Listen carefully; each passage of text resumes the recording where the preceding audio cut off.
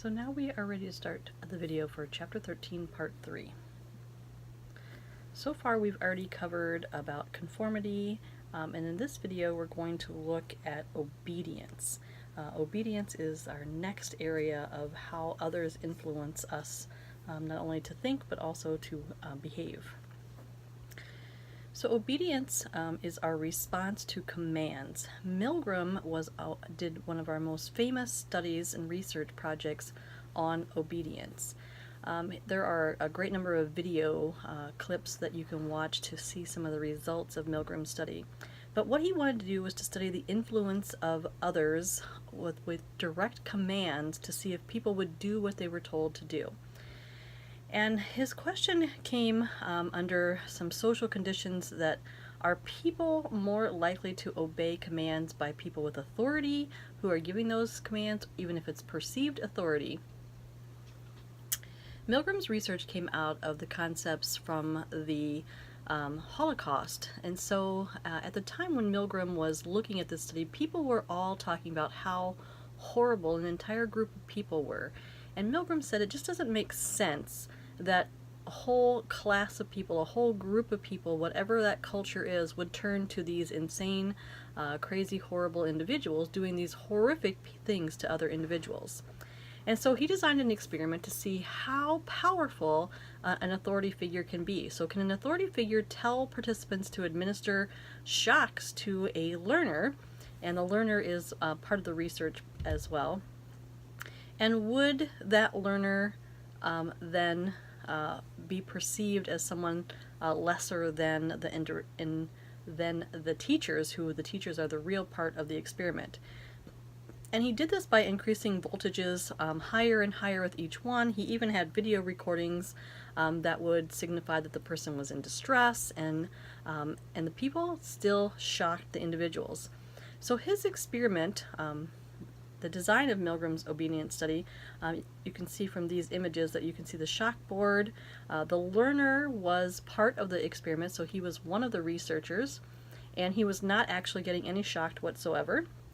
But the teacher was the subject of the research. So the teacher was the one that was being told to give shocks to these individuals. And they did this with an increasing amount. So Milgram found that the compliance of the individuals was at a very high rate. In surveys, most people predict that in such a situation they would not shock the other individual, that they would stop administering the shocks as soon as the learner expressed some pain. But in reality, even when the learner complained of a heart condition, which most people still complied with the experimental directions. So please continue. You must continue. The experiment requires that you continue, the researcher would say. And these individuals would continue shocking the participants of that study. Now remember, they're not really getting a shock, but the teacher did think that they were actually shocking it. So much so that there were some psychological issues that some of the teachers had after the study, even though they met immediately with the learner and were told immediately that they did not give any shocks to that individual. The fact that they could do this behavior was very detrimental to the psychology of those individuals. So in this next slide, look at how many people were able to shock the individuals all the way to the end of the shock board. About 65% of the participants shocked them all the way to the end of the shock board. All of the participants shocked them at the slight shock. And then you can see there's a slight drop off at some. Some of the individuals stopped pretty early on.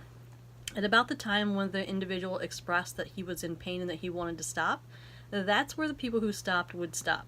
The rest of them continued on all the way to the end of the shock board. So when we look at the factors that influence obedience, Milgram saw a number of things that came to light.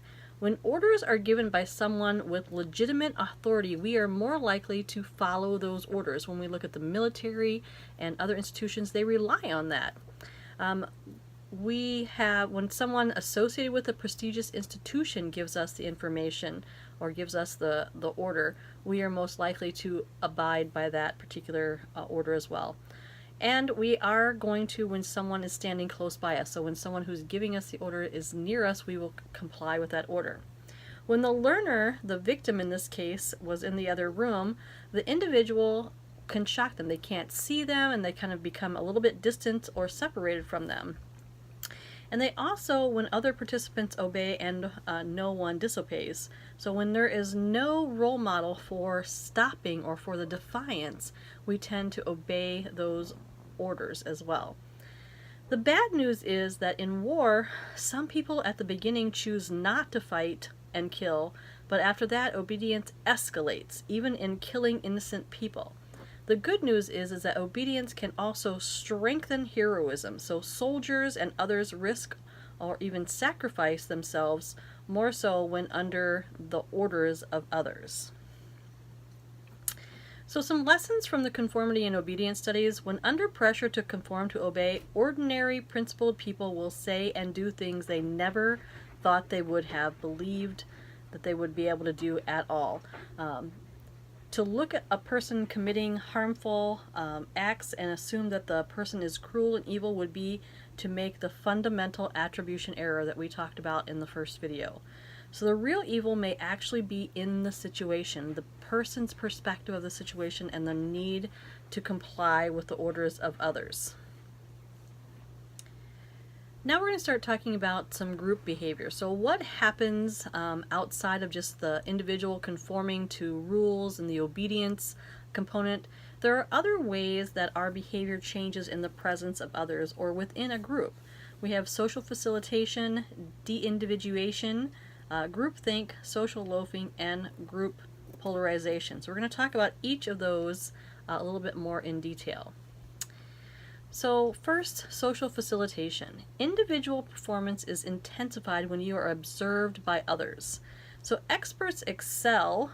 People doing simple activities show more speed and endurance in front of an audience. But novices trying complex skills actually do worse. So if we are very skilled at something, the people actually drive us harder to do our best.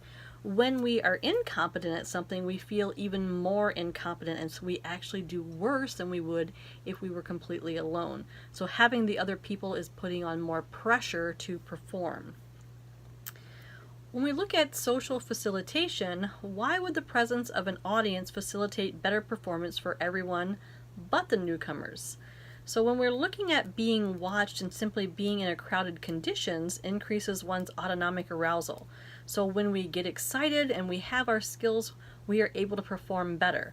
But when we get stressed and we are not as strong in our skill set, we tend to have anxiety, and that anxiety actually prevents us from performing properly. So we aren't confident and we lose our ability to think about what skills we should be doing at that point in time. Social loafing. Social loafing says that when we're in a big group and no one responds, then we're not going to respond either. So if we had a group project and the group grade and had someone in the group slack off, we look at that other people are experiencing social loafing, so they expect that someone else is going to pick up the slack and someone else is going to do the work for them. And so this is the tendency for people in a group to show less effort when not held individually accountable. So if it's a group grade, they're willing to take whatever grade that you are going to give them. So why does social loafing happen? When your contribution isn't rewarded or punished, you might not care what people think. So people may not feel their contributions are needed and that the group will be fine without them. People may feel safe or feel free to cheat when they get an equal share of the rewards anyway. And note, people in collectivist cultures don't slack off as much in groups even when they could. And so we see that the group mentality there is actually the part that it's important to them that the group succeed, and their lack of participation would be seen as a very negative component. Where in an individualistic culture, we tend to have the slacking off effect. De-individuation, so loss of self-awareness and self-restraint. Some examples are things like the riots, when we have natural disasters, KKK rallies, concerts, or even identity concealed online bullying. And that's probably one of the most recent pieces that is in research today, is that online component, the idea that we have anonymity and we can hide behind that anonymity and we can do things that we wouldn't normally do. So this happens when people are in a group situation involving the anonymous components of the anonymity and the arousal part, so the motivation to do something. And when we can hide behind that other persona, we are tending to do things that we would not normally do when in a face-to-face and encounter. Group polarization. When people of similar views form a group together, discussion within the group makes their views even more extreme.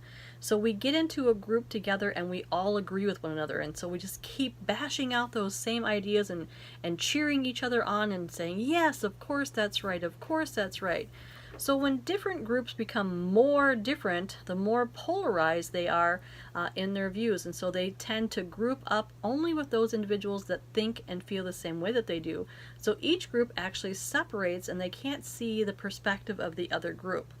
So when we look at liberal blogs and conservative blogs, when we look at most of the other interesting information, the portrait on this slide shows you how diverse those perspectives become when they are in that group. Groupthink is the pursuit of social harmony. So in groupthink, we want everyone to think the same. We want everyone to be in agreement. So we are trying to avoid disagreement in the groupthink mentality. We will not have an open exchange of ideas because everyone's just going to agree with what's being said by the individuals. So it actually prevents thinking and prevents a realistic assessment of options. The last one we'll discuss in this video is the social influence, so the power of individuals. Despite all of these forces of social influence, individuals still have power. So some people resist obeying and conforming.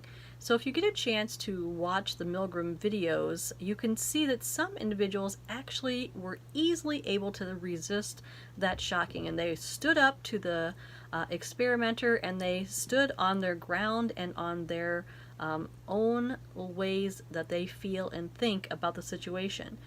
Some individuals can start social movements and social forces, not just get caught up in them. So they can actually move to make changes in the world that we live in. And so they are striving to make the world a better place, and they go against that crowd. They go against those social norms, and they make things better. Groupthink can be prevented if individuals speak up when a group decision seems wrong. So all it takes is one person to stand out against what is going on. So when you get into a situation, don't be afraid to say what you think. Okay, so that's the end of video 3.